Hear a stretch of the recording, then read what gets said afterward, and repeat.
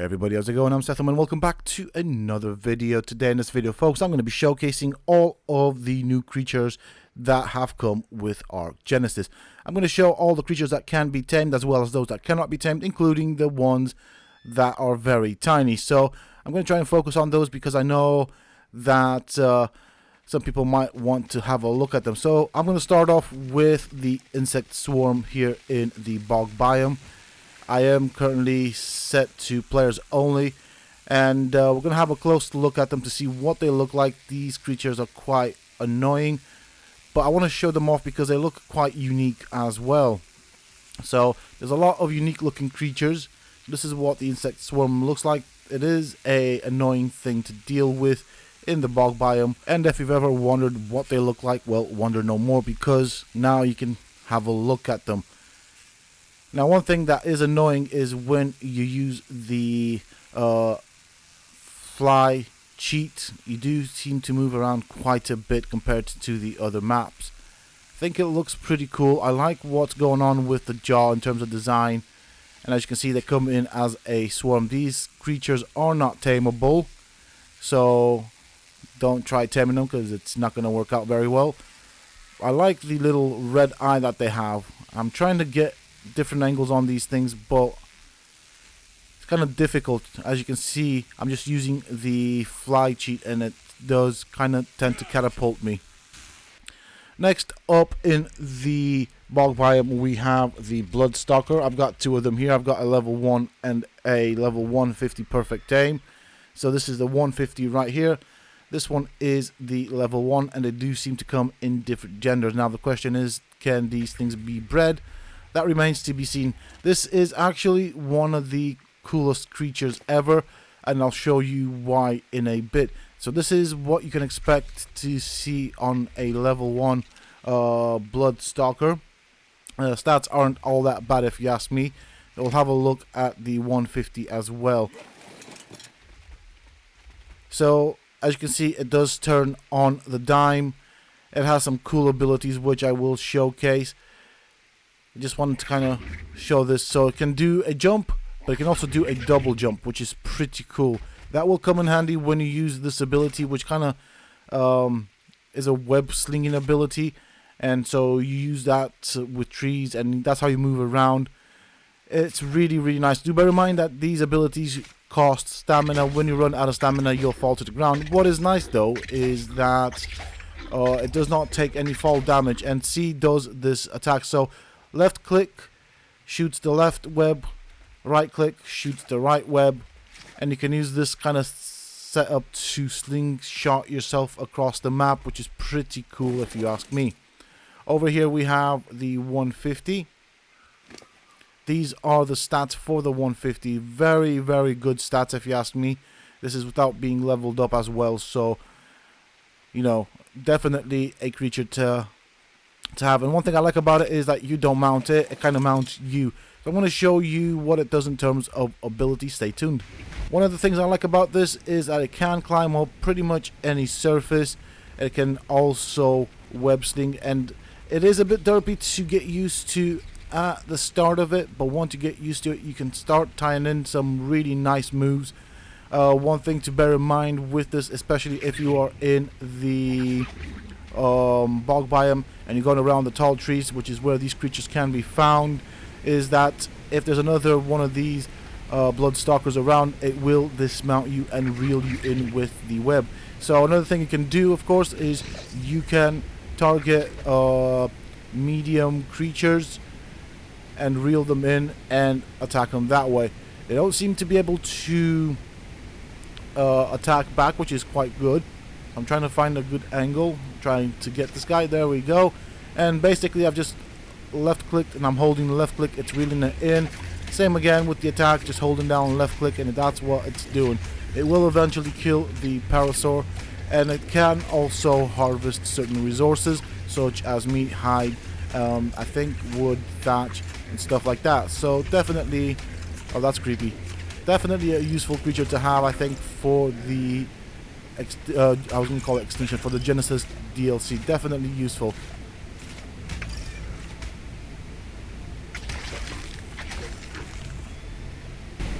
Also, when you are shooting your webs, what you'll see here, to let go of the web, you press C, or you can press spacebar to slingshot yourself across to another location. Definitely really cool once you learn to use this mechanic. It does do a dive, and as you can see, I did hit the ground, but I didn't take any damage, which is really nice as well. There we go. So it does have certainly a good range on that web. I'm going to try and tie some of these together to kind of show you what you can do with this and how quickly you can move. Now, you want to kind of stay away from the very tall trees where these creatures can be found. You will be dismounted and reeled in. I'm going to try and run out of stamina to show you what happens. It does have, some people have called it a gliding mechanic, but it's more of a parachute mechanic when it runs out of stamina. So I'm going to show you that as well. There we go. Now, the one thing that I find a bit derpy is trying to go off the web and then hang on to walls. Still working on that, but I've only just played with this creature for a bit. But this is definitely a good way of getting around the map.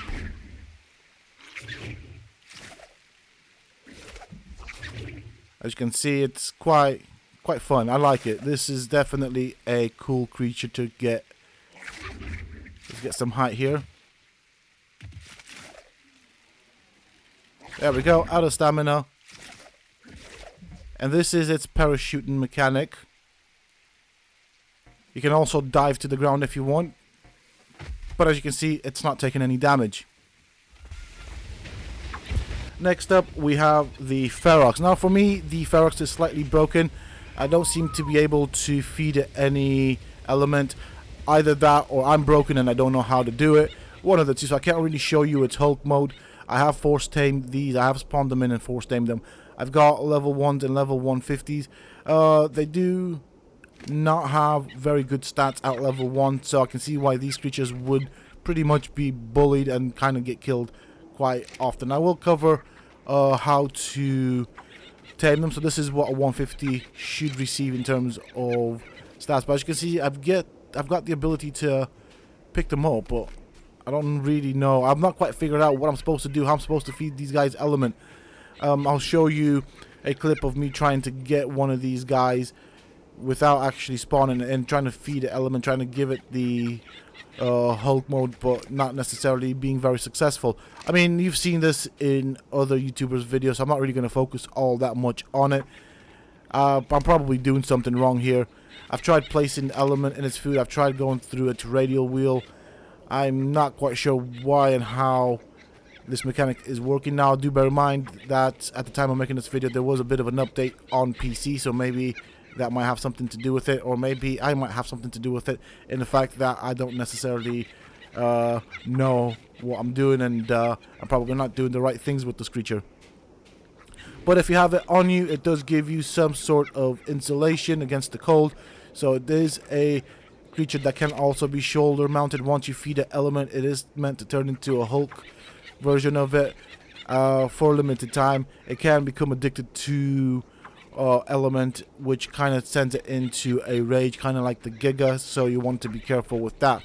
And I like the little animation of them begging for element. Now, one thing you need to bear in mind with the Ferox is that once you've tamed it, it does tend to follow you around begging you for element.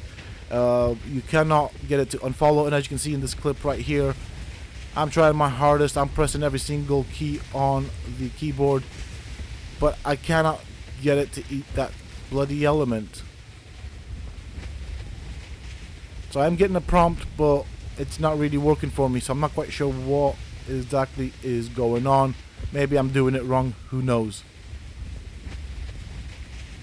It's kind of sad because I would have liked to have shown off its Hulk mode, but it is what it is. Sometimes things work, sometimes they don't. Whoop, something happened and that wasn't me. That was not me.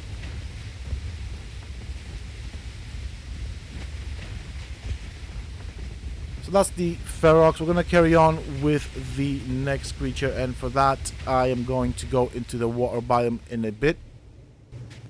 Here we are in the water biome. We have the Megachelon. I believe that's how it's pronounced. So it's a giant sea turtle right here.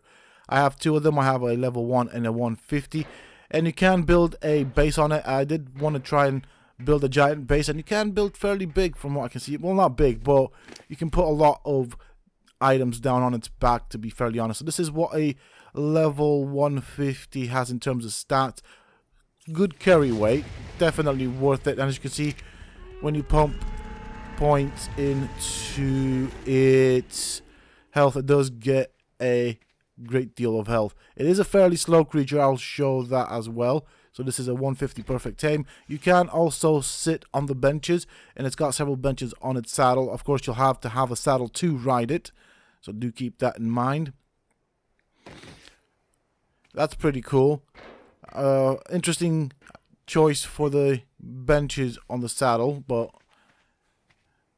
I'm not complaining, so you can carry your friends around. This is a level 1. We'll put some points in there just to kind of see how things level up. So again, it gets a decent boost in health. I like that. Now, of all the biomes, the ocean biome has the most new creatures, and you'll see that in a bit. So this is its swimming speed, very, very slow, not fast. You do have the C, which is a dive function. The left click is a bite, right click it does a bubble thing. I'm not sure what the purpose of this is, but it seems to be able to do it forever. It does use up stamina and food, as you can see.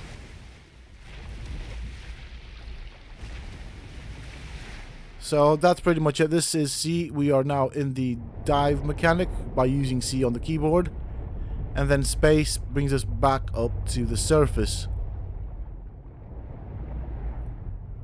The one trouble I've seen with this is when I do get attacked by megalodons and smaller creatures, they do tend to struggle to turn around and actually defend themselves, so do keep that in mind. And as you can see, we do get bubbles of air on its saddle, which is quite interesting. You can, as I said, build a decent base, but you can only build 2 walls tall. That is the structure height limit on this creature. Just so you know, I have played around with trying to build stuff on it. It is a bit derpy when you try to build on it, so that's another thing to bear in mind. Other than that, the creature looks pretty interesting, pretty cool. I'm not sure why it has 2 pairs of eyes, but hey ho.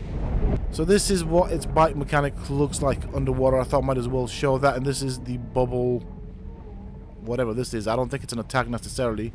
I initially thought it pushes creatures away, but it doesn't seem to do that either. So I don't really know what the purpose of this is, to be fairly honest. Now, that is it for the Megachelon. There are some other creatures I want to show you, and they are flying around us. So I'm going to dismount in a bit. I'm going to show you those creatures as well. I want to park this guy. I'm kind of specific with parking them. So let's put players only on. This is a small creature. Let's see where they are. There they are. So we have some new types of birds. I don't think these are meant to be tameable, but I thought I might as well show them off because it's a new creature. It's got some interesting designs on it. So it looks like a combination of a sparrow with a dinosaur. If you look at the wings, it's got like little claws, which is what is reminiscent of certain feathered dinosaurs. It's a bit, you know, not a lot of detail is what I wanted to say on them, but you cannot tame them. I've tried force taming them, and they just seem to fly around doing their own thing. Still a nice addition to the environment. So, as you can see, nothing happens with force tame. I don't get any sort of thing going on. And that's kind of a size comparison with me. Next up, in the water, we have the school of fish. They have a certain specific name. I'm not quite sure what it is. But again, I'm trying to show you what these guys look like because I think they're pretty cool. They're new. It's just really difficult trying to actually get close to them, which is what I'm trying to do now. I just want to get close to one of them to kind of show you what they look like. So maybe if I remove my scuba set, that might help. Maybe I don't move around so fast. Let's try this. So they seem to have like a parrot-like beak. There you go, you can look at that. Now these fish, or whatever they're called, will target you. And they do have a purpose, I believe, which I will show you later on.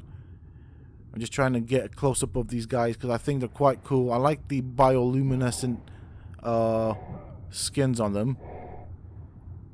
So yeah, they've got like a little parrot beak going on. Very, very interesting.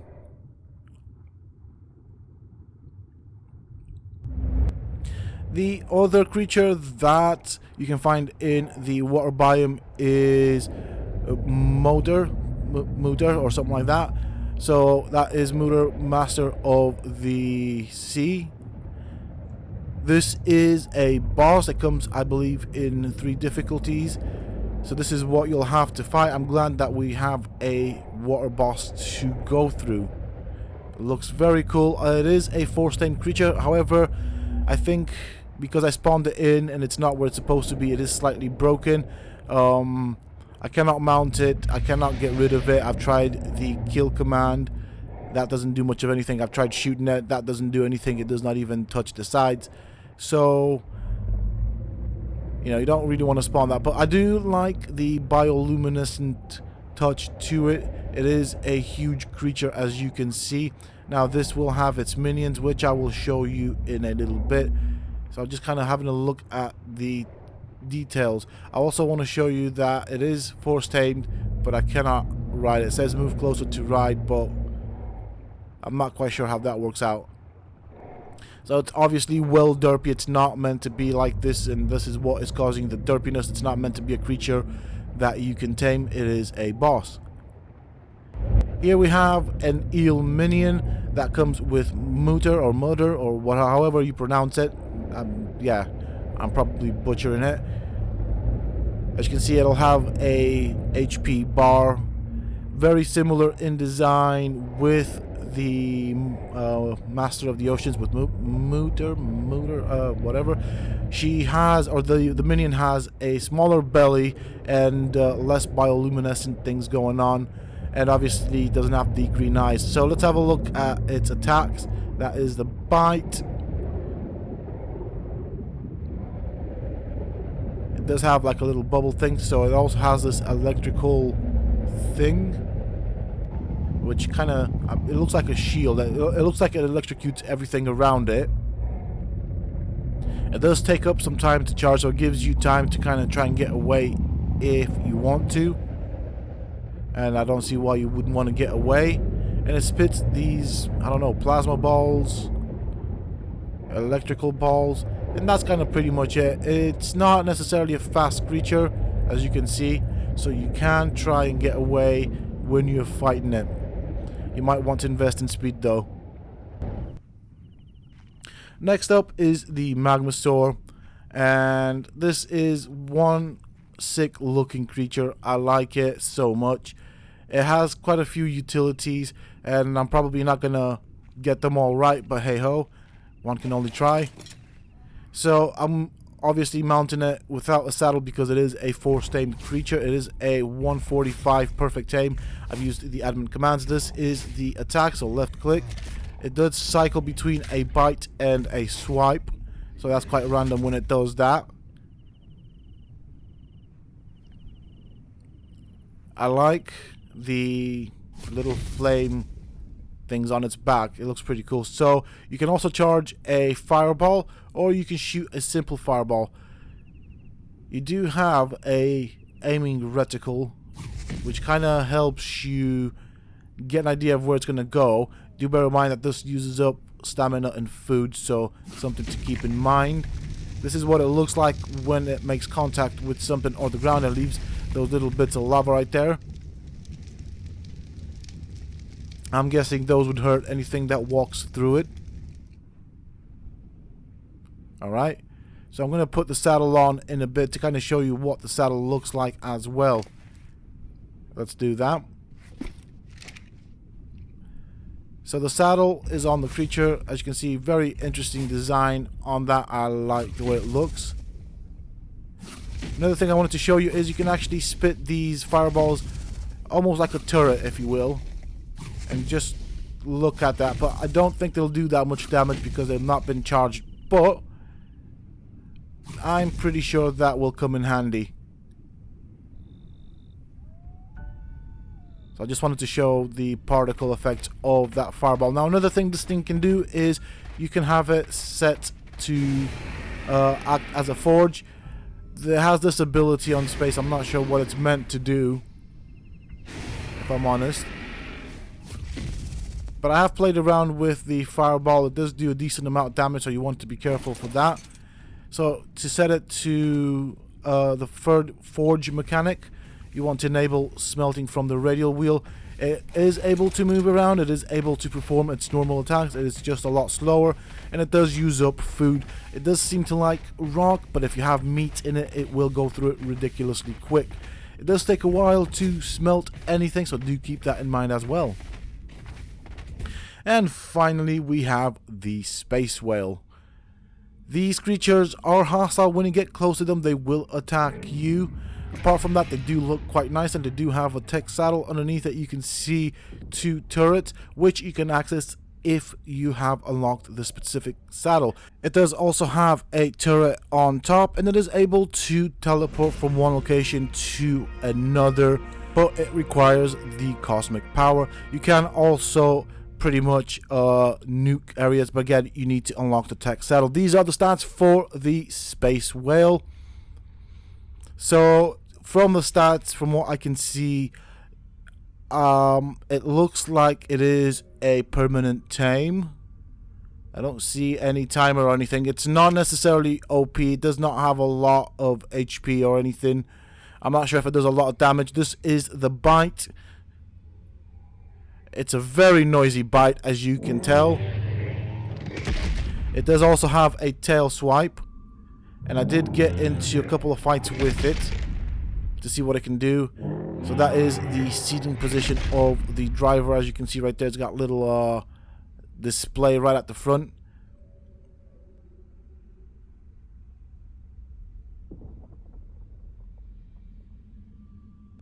So this is the tail swipe. Now, one thing that's nice about the tail swipe is you can kind of direct on which side you want the tail swipe to happen by just looking towards that side. And I'm going to show you the teleportation mechanic. Now, you saw a bubble at some point at the beginning of this section of the video. That's when you teleport, it creates this bubble. So this is what it will teleport with it when it does do that.